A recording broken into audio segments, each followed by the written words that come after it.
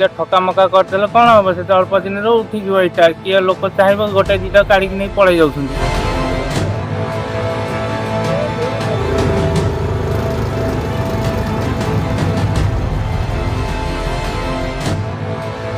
ଆମ ଘର ଅଢଙ୍ଗା ନା ରିଆସତ।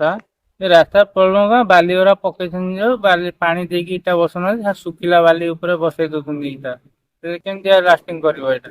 ଆଉ ବାଲି ବି କମ ପକେଇଛନ୍ତି, ବାଲି ଅଳ୍ପ ଅଳ୍ପ ପକେଇ ଛୁଟି ଦେଇକି ଖାଲି ଇଟା ବସଉଛନ୍ତି। ଅସୁବିଧା ଯିବା ଆସିବା ପାଇଁ ହଇରାଣ ହବନି?